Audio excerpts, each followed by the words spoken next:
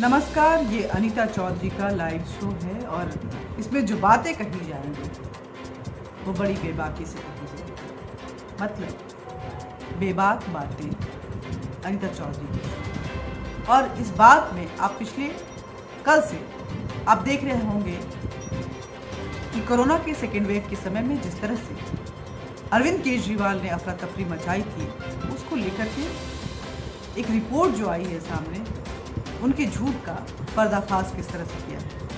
उस वक्त में जब पूरे देश में हाहाकार मचा हुआ था, सांसों पे इमरजेंसी लगी हुई थी, लेकिन अरविंद केजरीवाल उन्हीं सांसों की सियासत कर रहे थे, ऑक्सीजन पे राजनीति कर रहे थे। लोग ऑक्सीजन के लिए तरस रहे थे और वो घोटाले पे घोटाला कर रहे थे। ऑक्सीजन की ज़्यादा डिमांड हो रही थी, लेकिन रोड मैप कुछ भी नहीं था जिससे लोगों तक वो ऑक्सीजन पहुंच सके और उनकी जान बच सके। यही नहीं, इनके अरविंद केजरीवाल की इस ओवर डिमांड की वजह से ऐसा हुआ कि उन्होंने अपने राज्य में मरीजों तक तो वो ऑक्सीजन नहीं पहुंचाया, क्योंकि उनको तुष्टिकरण की राजनीति करनी थी और ओखला और इस तरह की जगहों पे, बाटला हाउस जैसी जगहों पे उनको ये ऑक्सीजन पहुंचाना था, उसकी ब्लैक मार्केटिंग करनी थी, उसका कालाबाजारी करते हुए उसको रोकना था। लेकिन इस ओवर डिमांड की वजह से कई ऐसे राज्य जिनको ऑक्सीजन की ज़रूरत थी, उन तक पर्याप्त मात्रा में ऑक्सीजन नहीं पहुंच पाया, क्योंकि ऑक्सीजन सिलेंडर लिमिटेड था और डिमांड ज़रूरत से ज़्यादा। इस ओवर डिमांड में ब्लैक बाजारी भी था, सियासत भी था और जान के साथ खिलवाड़ करते हुए भारत की छवि को खराब करने के लिए एक सोची समझी साजिश भी थी। आइए उसी पर बात करते हैं। केजरीवाल,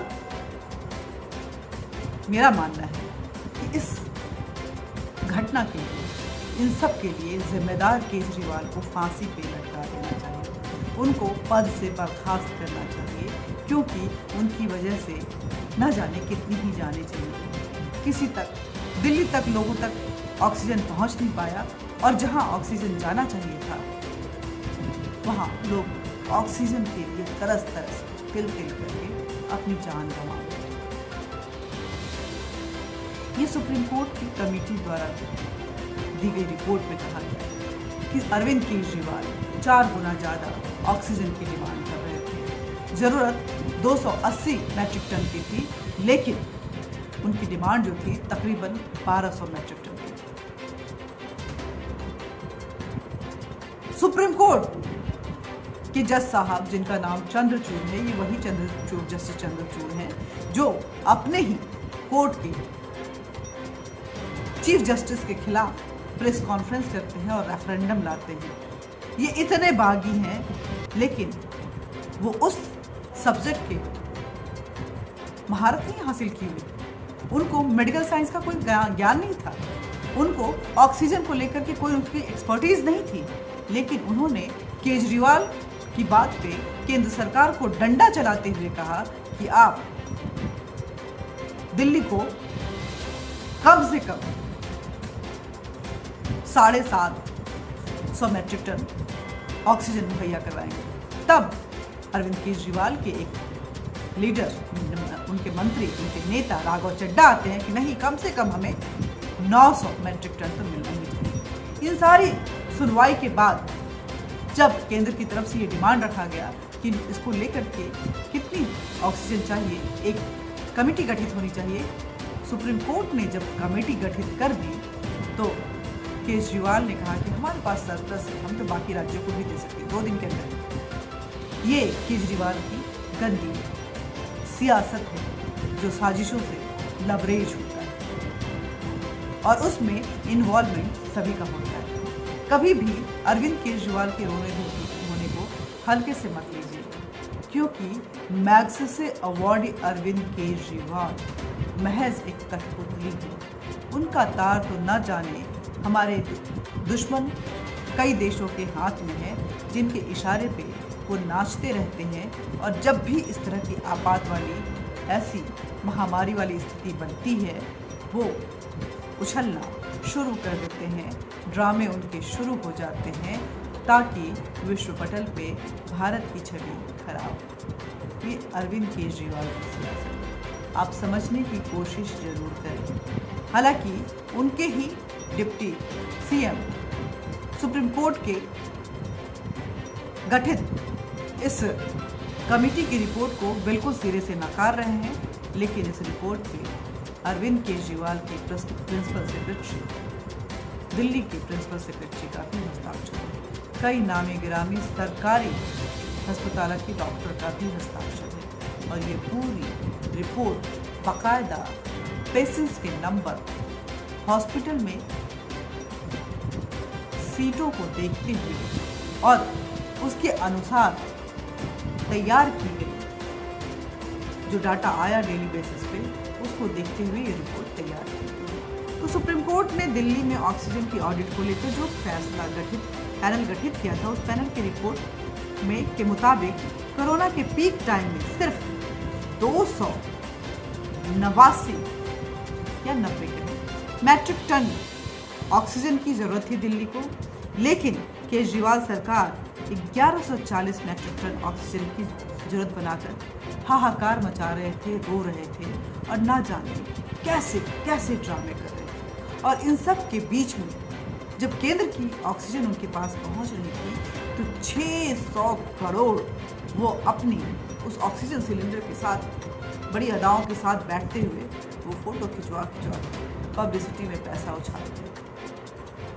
तो ये हालात दिल्ली के मुख्यमंत्री के, जनता त्रस्त है, लेकिन मुख्यमंत्री साहब अपनी पब्लिसिटी में पूरी तरह से मस्त हैं।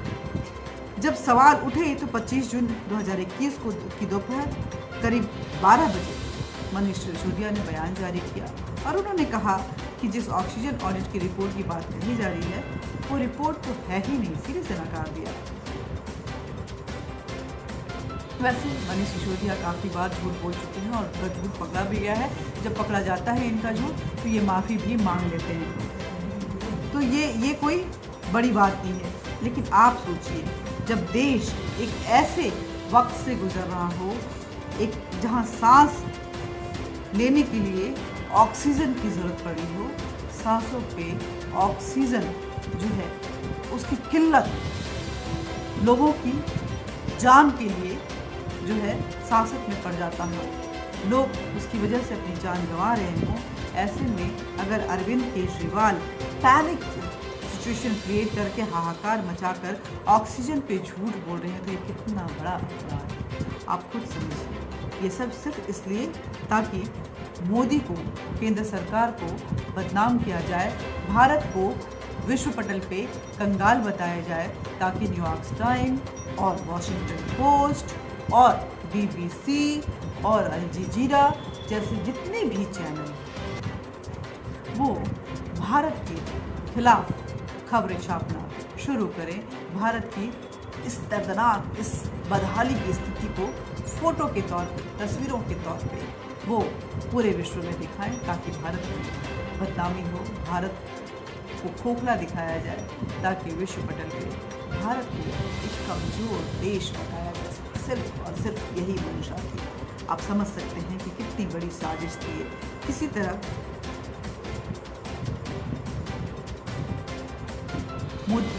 मकसद सिर्फ मोदी को बदनाम करना ही नहीं था, बल्कि हिंदूवादी शक्तियों और राष्ट्रवादी जो लोग थे, जो उस वक्त में भाग भाग के काम कर रहे थे और ये बताने की कोशिश कर रहे थे कि भारत सशक्त है, भारत बिल्कुल मजबूत है, लेकिन ये क्योंकि महामारी है, ये कोरोना है जो कि वुहान वायरस है, चीन के लैब से लीक ये वायरस है जो एक अलग तरह की स्थिति पैदा कर रहा है।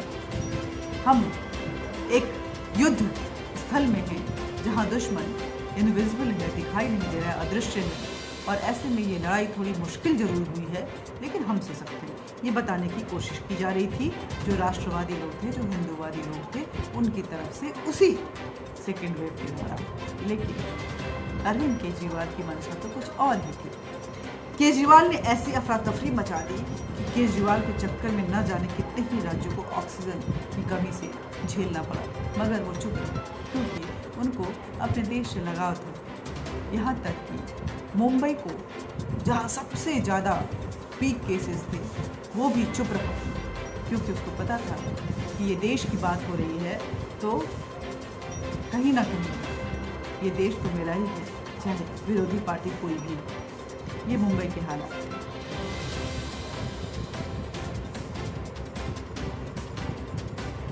कई राज्यों के ऑक्सीजन जो है वो डाइवर्ट किए गए दिल्ली की तरफ, और ये ऑक्सीजन दिल्ली पहुंचाई गई। ये ऑक्सीजन कहाँ गया ये अभी तक पता नहीं चल पाया है, क्योंकि दिल्ली में भी काफ़ी लोगों की ऑक्सीजन की कमी से जान गई। ऑक्सीजन की वजह से हुई मौत पे कमेटी बैठनी चाहिए, उस पर इंक्वायरी होनी चाहिए कि आखिर जब दिल्ली को इतने ज़्यादा मात्रा में ऑक्सीजन था तो क्यों लोग ऑक्सीजन की कमी से मर रहे थे। यहाँ जब देश में कोरोना के पीक टाइम चल रहा था उस वक्त ऐसे तमाम वीडियो वायरल हो रहे थे जिसमें ऑक्सीजन लीक की जा रही थी। दिल्ली में ये सब इसलिए किया जा रहा था ताकि किसी भी तरह केंद्र सरकार को, मोदी सरकार को बदनाम किया जाए। दिल्ली में कोरोना के पीक टाइम में अगर केसेस की बात करें तो तकरीबन 59,000 एक्टिव केसेस थे, लेकिन केजरीवाल 1200 मैट्रिक टन ऑक्सीजन मांग रहे थे, जबकि उत्तर प्रदेश में 2,62,000 एक्टिव केसेस थे और उत्तर प्रदेश में सिर्फ 730 मैट्रिक टन ऑक्सीजन से काम चल रहा था। वहाँ कुछ मौतें हुई ऑक्सीजन की कमी से, लेकिन वहाँ ऑक्सीजन की कमी से नहीं हुई बल्कि अस्पतालों की प्रशासनिक व्यवस्थाओं की कमी से हुई। और इसके लिए जो फर्जीवार जो डॉक्टर एंड कंपनी है वो उसके लिए जिम्मेदार निकले, जिनके ऊपर कार्रवाई भी हुई। हम ये पूछना चाहते हैं कि फर्जीवार राघव चड्ढा और संजय सिंह जैसे जो फर्जी लोग हैं जो कि प्रोटेस्ट करवाते हैं, दंगे करवाते हैं और इस बिना पे अपनी राजनीति करते हैं, उनको उनके खिलाफ कोई एक्शन क्यों नहीं लिया जाता? क्योंकि क्या हमारे देश की सरकार इतनी लाचार हो गई है कि इतने गुनाहों के बावजूद भी एक्शन लेना शायद उसके वश में नहीं रह गया है?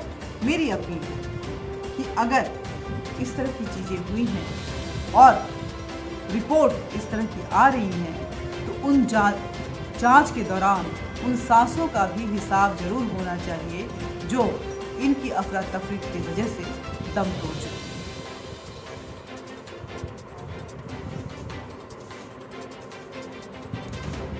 लोग सेकेंड वेव में बड़ी तादाद में अपनी जान गंवा चुके।